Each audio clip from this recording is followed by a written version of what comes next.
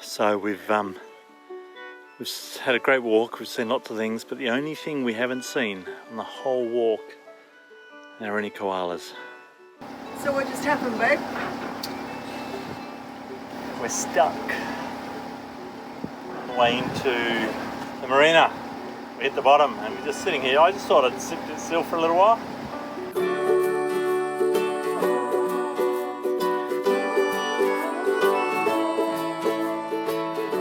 We've just come on dry land and we're going to do the walk up to the fort. Come on, let's go. Oh, we should do one of those. Huh.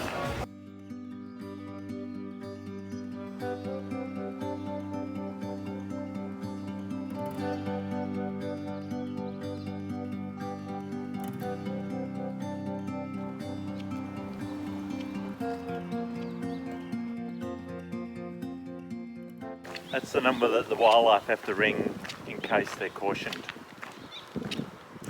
Where are we off to, Wen? We're going up to the lookout to the fort.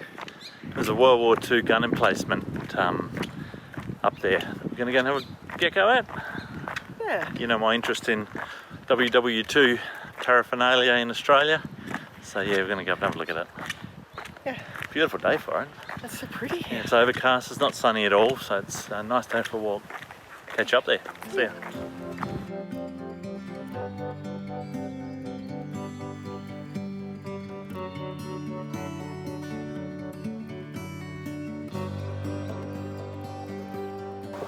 Some black cockatoos.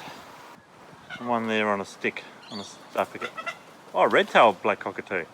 You don't see them that often. This is the beginning of the walk. Well-trodden path. After about, what, half an hour, Yeah. 45 minutes of walking, we've got to the beginning of the trail up to the fort. That's a Burdekin plum. Just found it along the side of the track, so there must be a Burdekin plum tree up here. But they are so tasty.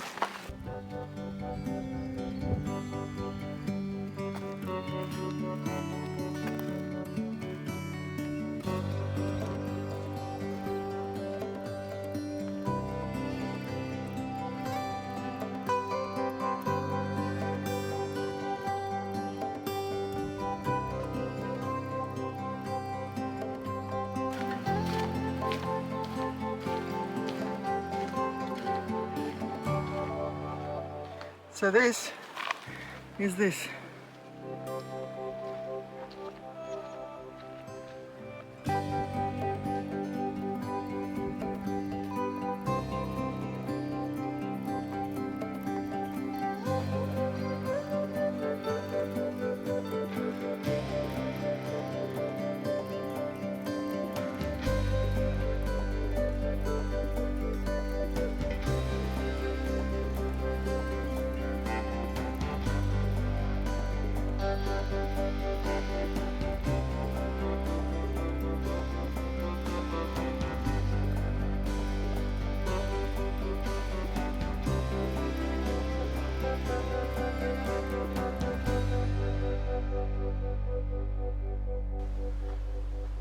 It's a really nice track up through the hoop pines and really well made. And then it gets steeper and steeper and steeper. It's a beautiful track. And that's where we sailed across yesterday. That bay there looks a lot calmer from up here. So where are we, Wen? We are at a round thing. It's one of the gun emplacements here. And I'm sure Wendy will put the sign on, the information sign on the video so you can all see what it's about. This is one of the powder kegs up here, a magazine, where they kept the Joe's Bang stuff. It's pretty dark and echoey, oey. This is in behind the gun emplacement, which is just up here. There's a gun emplacement out there. So this was a US Army 155mm or 6.1 inch M1918 M1 fixed artillery piece. So it was called the Grande Puissance Filou, which means great power. So yeah, pretty cool. Each cartridge for the gun here weighed 43.6 kilos. The barrel length of the gun was 6 meters. Had a recoil of 1.1 to 1.8. Could fire 4 rounds per minute. Maximum range was 18.3 kilometers. Muzzle velocity of 735 meters per second. And yeah, it was pretty serious stuff. Just here above the gun emplacement is the rangefinder, and they would send the information back down below to the gun operators, the artillerymen and women, to adjust their aim accordingly. Not a bad view up here.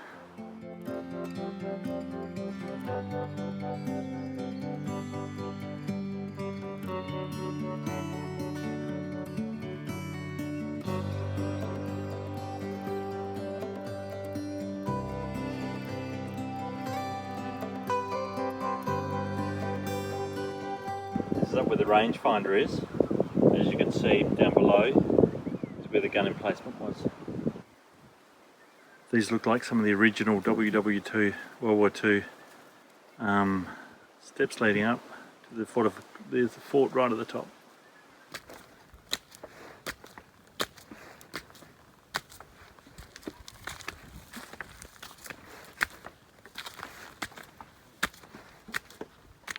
This is inside the command post, right up top of the hill. Another rangefinder up here. Let's go up there and have a look. This is the view from the rangefinder right here at the top. Looking out through the... They must have been a lot shorter than me. So I'm just putting my knees looking out. It's an awesome view. You can see for miles. Right, that's another bit of the fortifications up there.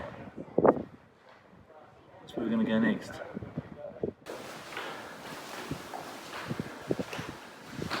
Cool.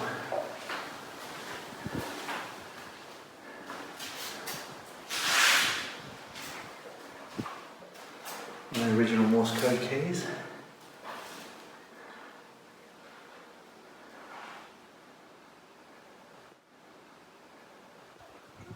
There must have been a water pipe that ran on these, because they sort of follow the path all the way down. And according to the little info thing here, I was right, that's what they are. They were for water. So I wanted to spot some koalas. I've been looking everywhere, but all I've spotted so far is the lesser Wendy. How was that? That's pretty steep in places, wasn't it? Steep. Yeah, it's so steep. Gotta keep your eyes peeled. But I'm pretty confident that we're going to find a koala on the way down. It's got to be one, because I've been looking everywhere on the way up. So you can see more of the treetops when you walk downhill. So we've had a great walk. We've seen lots of things, but the only thing we haven't seen on the whole walk are any koalas. So we'll have to keep looking.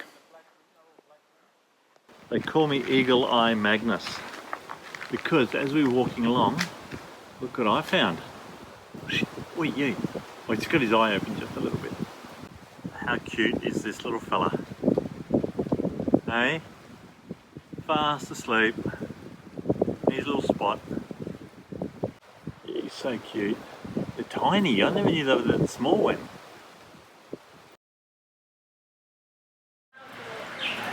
We're just coming down to the Sunday markets. Horseshoe Bay.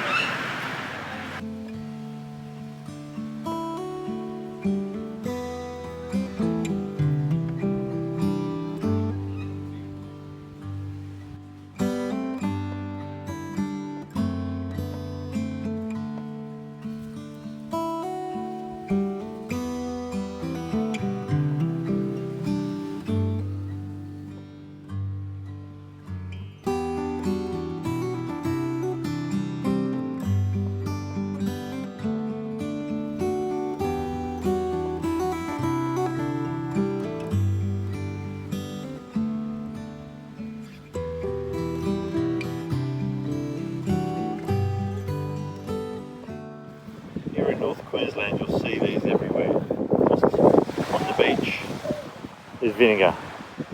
Now, an English person on the south coast would think that's for your fish and chips, but it's actually for marine stingers, in case you get stung by a box jellyfish, to neutralise the toxins in the tentacles. You smother it with vinegar. Well, there you go. If you ever see vinegar at a beach in Australia, it's not for your fish and chips.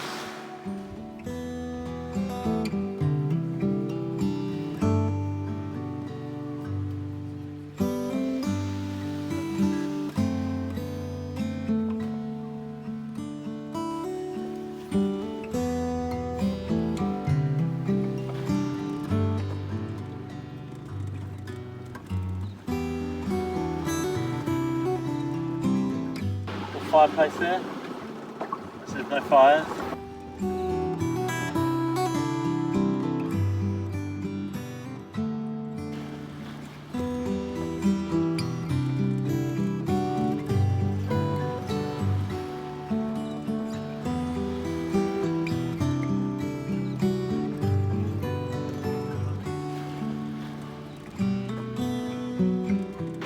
This is someone's house here, babe.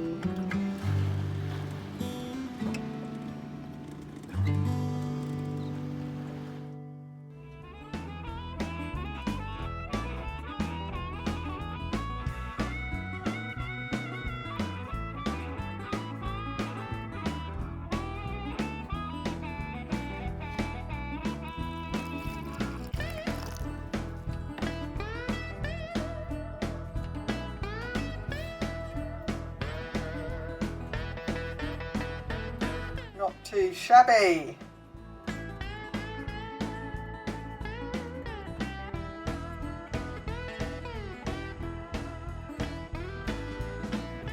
It's done its second rise and it looks like it's trying to escape. So I think it's time to put it in the oven.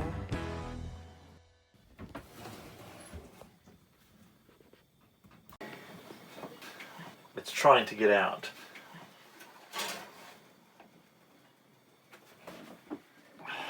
Oh, Is it cooked? I don't know. It is trying to get out. Look at this, it's exploding. Maybe maybe we put it back in. Perfect. So we took it out of the lecre thing and put it in the Yeah. oven for 2 minutes. Perfect loaf. And there it is. Voila. A multi-grain loaf made with a bread mix. Yeah. The artisanal look to it. Yeah. Artisanal, as you would say. The bread's just at the right temperature for eating, and look at that. I just cut it open. How amazing does that look? Can't wait to try it. We're in the shipping lanes here now, and this big boy's just going past us. I think the pilot's about to get off because you see the pilot boat there behind it.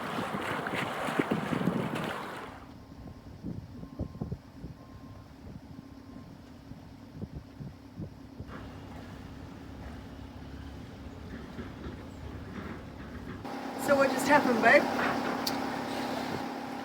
We're stuck on the way into the marina. We hit the bottom and we're just sitting here. I just thought I'd sit still for a little while. I thought I'd save the guys with the sandblasters a bit of work, get the barnacles off the bottom, and we just drag the barnacles off as we come in. I'd worked it out so we had 100 mil under the keel at the shallowest point coming in here. But clearly the soundings are incorrect because we're sitting here high and dry, but I've timed it so we're coming in on the on the incoming tide, so the tide will just lift us off and take us down the river here. Yeah, sitting here quite nicely. So you talked about a marina. Yeah, we're coming out of the water for a week to do some bottom paint and check everything underneath before we go further north. Yeah, and that's about what we're up to. So what's happening now?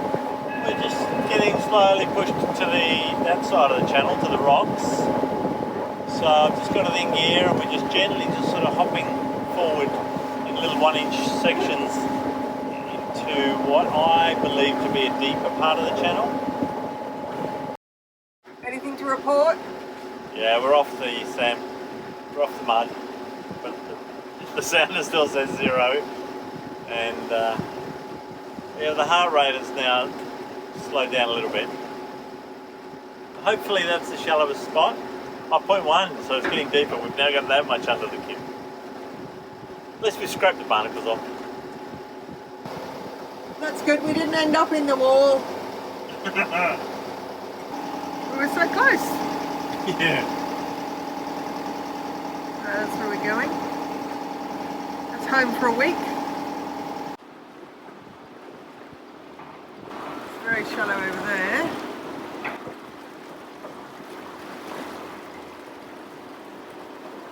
Oh, and it's incredibly shallow there. Yeah.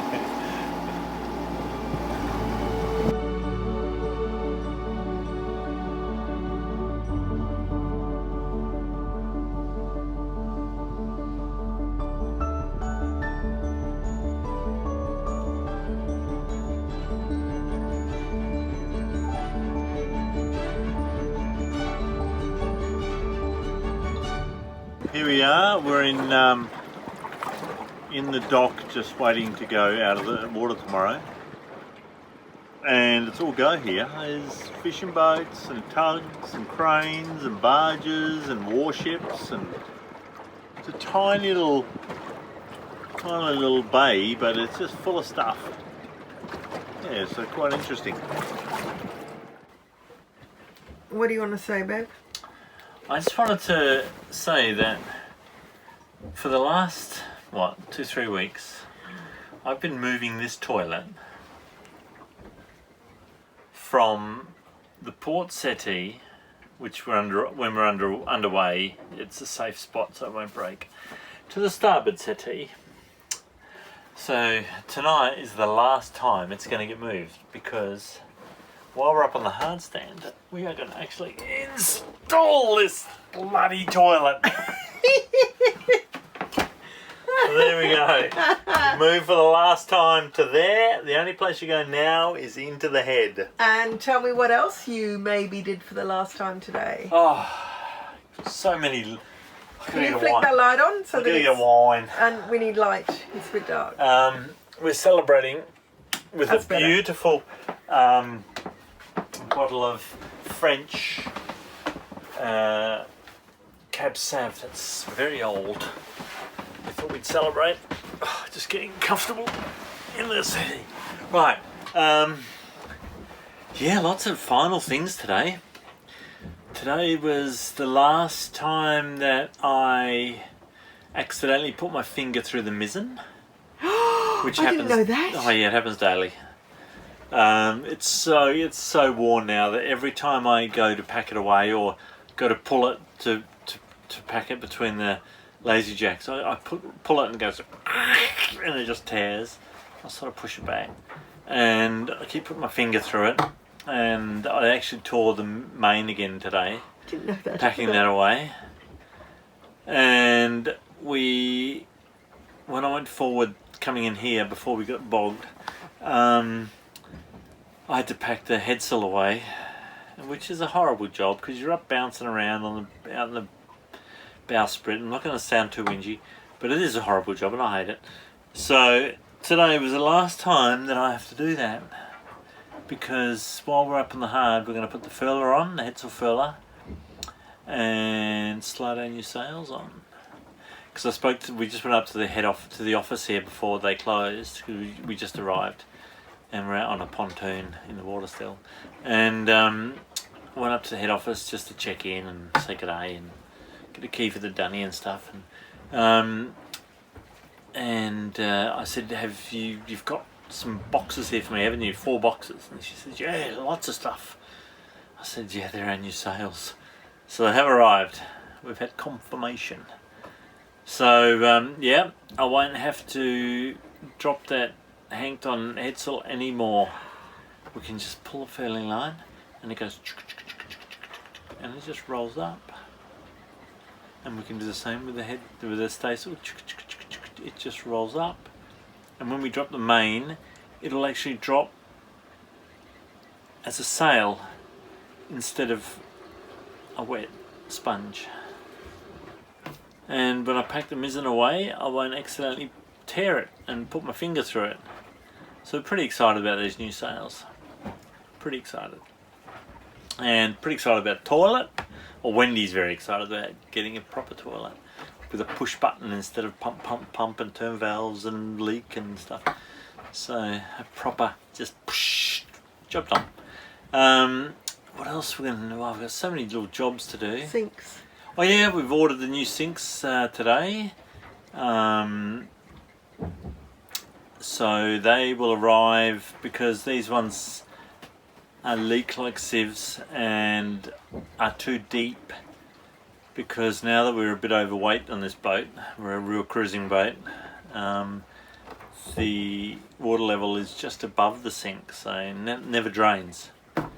So the new sinks we've got are that much, or 1.5 inches, 32 mil shallower, so the water will drain away. Plus I've got a macerator pump to put in to suck anything out anyway.